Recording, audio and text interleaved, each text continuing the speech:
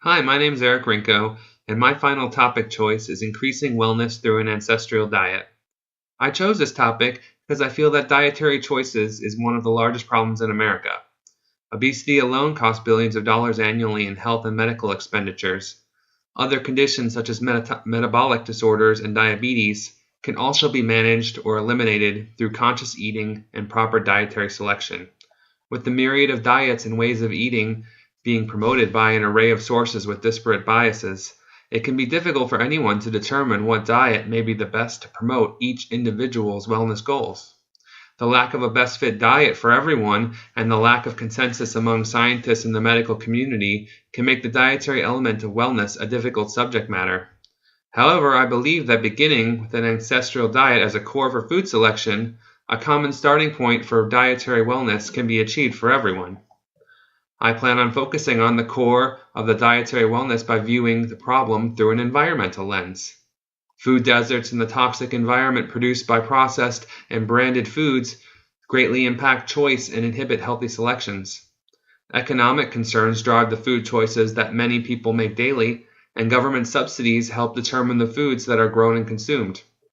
Although Americans are no longer constrained by needing to grow the maximum number of calories, government subsidies still promote mainly the crops that are selected for their ability to grow the maximum amount of biomass per acre. I believe a revision of these policies are necessary to promote healthy food selection through a gradual shift in the crops that are subsidized. As more farms dedicate their land to produce healthy fruits and vegetables over starchy grains like wheat and corn, and those products are offered for a lower price in supermarkets and restaurants, the public will begin to substitute those products in their diet. Beyond the environmental lens, I will also explore the scientific and philosophical lenses in my final project on dietary wellness. Dietary studies are notoriously difficult to control and interpret. However, by wading through aggregate data, some overall dietary guidelines can be uncovered. Since people have different dietary and wellness goals, several scientific studies that measure dietary inputs can be valid for each individual. Being able to understand how to process the results of scientific studies and weigh them in relation to one's own lifestyle choices and goals is an important part of improving wellness through diet.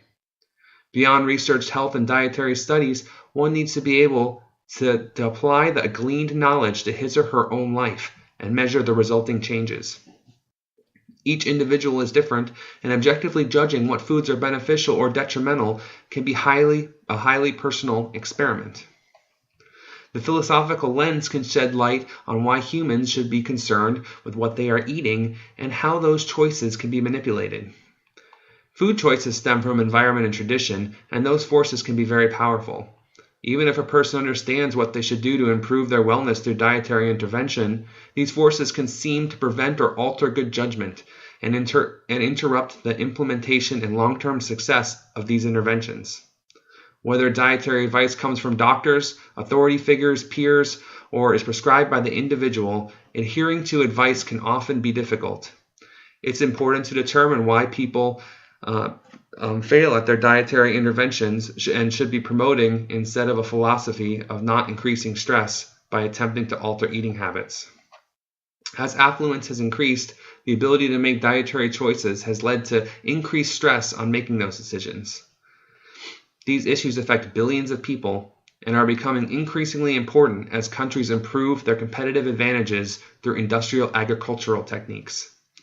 As artificial additives, pesticides, and genetically modified foods pervade the market, they are consumed in greater quantities by the end user.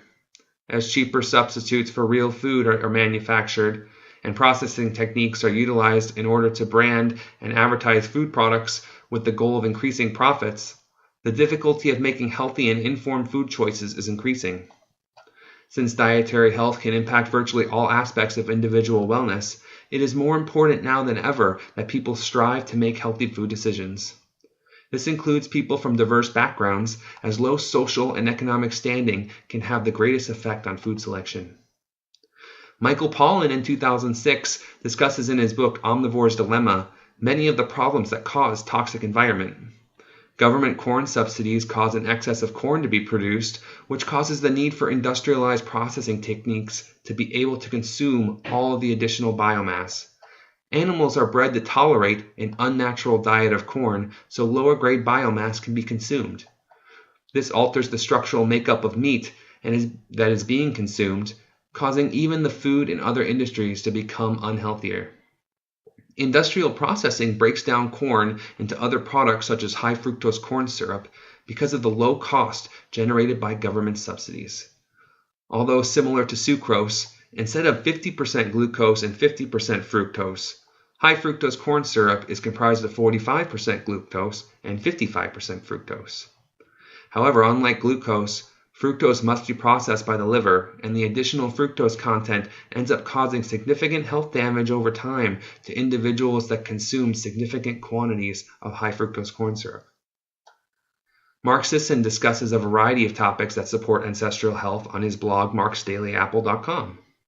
Citing scientific studies that support the elimination of many processed foods, grains, and some dairy from most diets, Sisson makes a case that humans haven't had adequate time to evolve to process food products and agriculture in general. As grain production and agriculture spreads across the planet, health problems and disease increased in every region.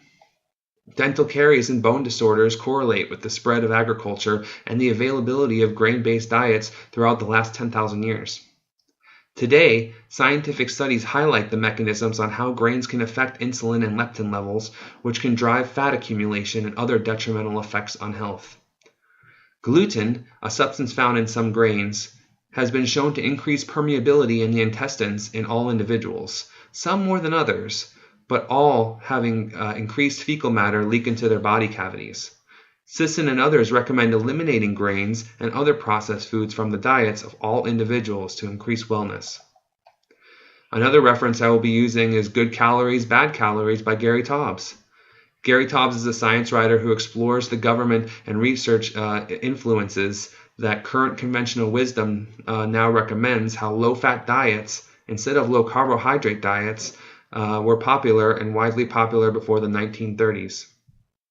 Although the majority of scientists advocated a return to low-carbohydrate diet before Congress, when establishing the first national guidelines for healthy eating and food pyramid in the 1970s, agricultural lobbyist pressure ended up directing the finalized guidelines. Backed up by Denise Minger in her book Death by Food Pyramid in 2014, the American Dietary Guidelines Committee has since admitted to making a grave mistake that has led to almost unstoppable force of cycling misinformation that has led to spiraling obesity levels in America and throughout the developed world. I hope to highlight all the different ways that a paleo diet and ancestral diet advice can affect the wellness of everyone. Thank you.